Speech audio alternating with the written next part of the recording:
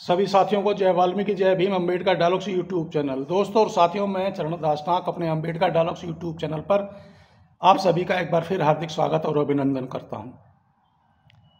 दोस्तों, जैसे आप लोग देख रहे होंगे कि अभी हमारे देश के गृह मंत्री आदरणीय अमित शाह जी ने राज्यसभा में संविधान पर बहस होते हुए एक कैसा विवादित बयान दिया है कि क्या अंबेडकर नाम का फैशन बना रखा है। अगर इतनी बार आप भगवान का नाम लेते तो शायद आप लोगों की आने वाली 7 पीढ़ी को स्वर्ग मिल जाता। जी हाँ दोस्तों, ऐसा बयान दिया है हमारे देश भारत के गृह मंत्री श्री अमित शाह जी ने। तो दोस्तों, अब जैसे एक होड़ लगी हुई है कि मैं बड़ा अंबेडकरवादी सभी राजनीतिक दलों में, सभी राजनीतिक पार्टियों में। मगर जहां तक मैंने अभी अपने शुरुआत में गृह मंत्री अमित शाह जी का जिक्र किया है, इसी तर्ज पर ऐसे कितने ही उदाहरण हैं जहां पर बीजेपी पार्टी के शीर्ष नेता हमेशा विवादित टिप्पणी, विवादित बयान देते आए हैं। जैसे अभी आप लोगों ने लोकसभा चुनाव में भी देखा होगा कि भाजपा के जो लोकसभा के कैंडिडेट थे, उन्होंने भी क्षमा कीजिएगा दोस्तों, कितनी बारी अपने सभाओं में इस बात का जिक्र किया कि यदि अब की बार 400 सीट आ जाएंगी तो आरक्षण को, संविधान को बदल दिया जाएगा। जी हाँ दोस्तों, इसी तरह जैसे अभी मैंने कहा कि सभी राजनीतिक दलों में होड़ लगी हुई है कि कौन बड़ा अंबेडकरवादी है और कौन बड़ा दलित और बहुजनों का हितैषी है। जी हाँ, इसी तर्ज पर हमारे देश के आज जो मौजूदा प्रधानमंत्री आदरणीय नरेंद्र मोदी जी, जब वह गुजरात के मुख्यमंत्री थे, तब उन्होंने भी एक बहुत ही विवादित बयान दिया था। जी हाँ, उन्होंने तो हम दलितों को मंदबुद्धि की संज्ञा दे दी थी। जी हाँ दोस्तों, यह मामला 2010 का ही है, जब आदरणीय नरेंद्र मोदी जी हमारे देश भारत के प्रधानमंत्री नहीं बल्कि गुजरात के मुख्यमंत्री थे।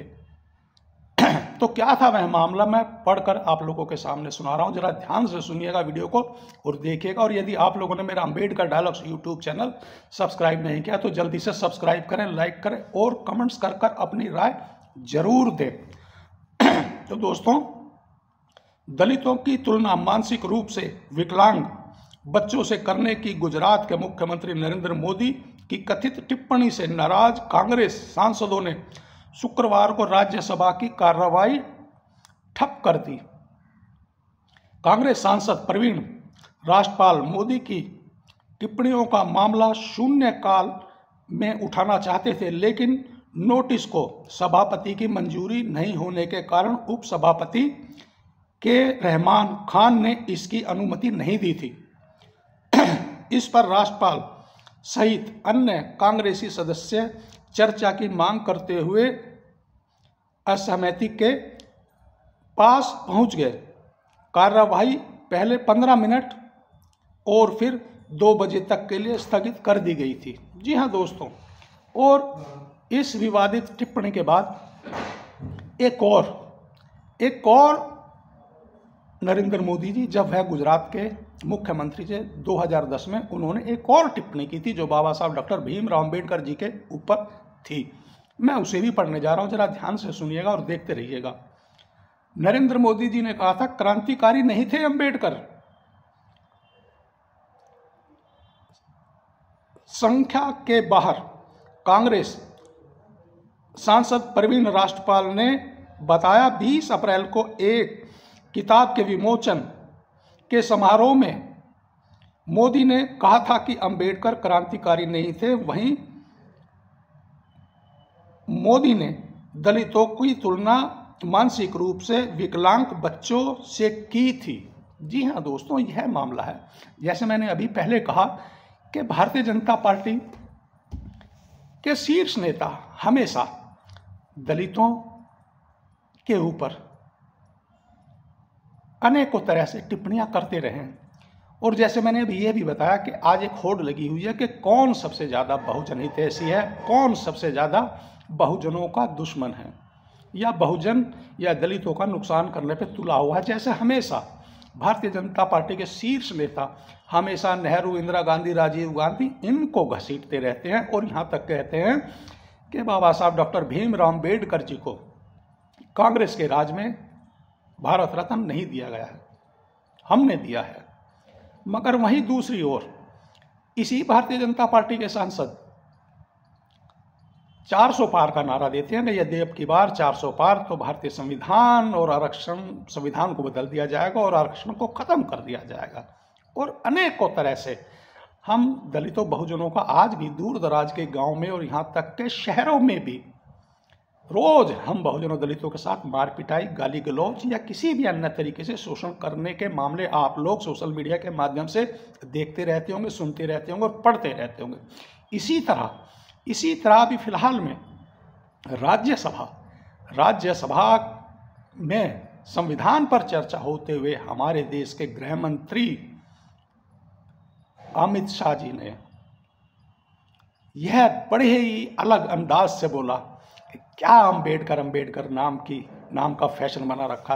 अरे आप लोग अगर इतनी बार भगवान का नाम लेते तो आपकी आने वाली 7 पीढ़ियों को स्वर्ग हासिल हो जाता।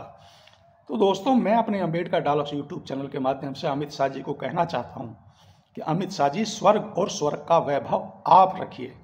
हमें तो दलित मुक्तिदाता बाबा साहब डॉक्टर भीमराव अम्बेडकर जी की जरूरत है और वही चाहिए, क्योंकि स्वर्ग और स्वर्ग का वैभव हम दलित और बहुजनों के लिए कहाँ है।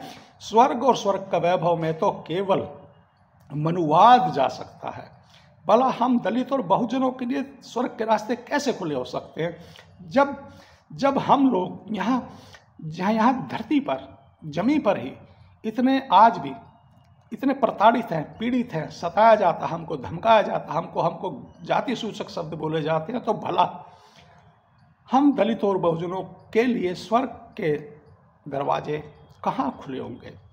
तो आदरणीय अमित शाह जी, स्वर्ग का सुख और स्वर्ग का वैभव आप रखिए। हम बहुजनों और दलितों को तो हमारे मुक्तिदाता बाबा साहब डॉक्टर भीमराव अम्बेडकर जी ही चाहिए, वही हैं हमारे स्वर्गदाता।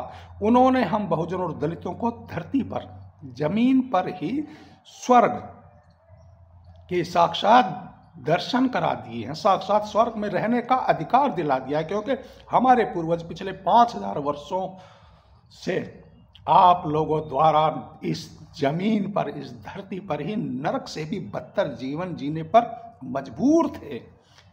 जी हाँ दोस्तों, तो मैं एक बार फिर इन सभी मनुवादी सोच, विचार और विचारधारा, वह चाहे भारतीय जनता पार्टी या अन्य कोई भी राजनीतिक पार्टी है, उन सभी से एक बात कहना चाहता हूं कि स्वर्ग और स्वर्ग का वैभव आप रख लीजिए, आप भोगिए। हम बहुजनों दलित को तो बाबा साहब डॉक्टर भीमराव अम्बेडकर जी ही चाहिए, जो हम बहुजनों और दलितों के मुक्तिदाता हैं। तो दोस्तों, यदि आप भी मेरी विचार और विचारधारा से सहमत हैं तो मेरे इस वीडियो को ज़्यादा से ज़्यादा साझा और शेयर करें। और एक बार फिर अंत में सभी साथियों को जय वाल्मीकि, जय भीम, नमो बुद्धाय, जय मूल निवासी।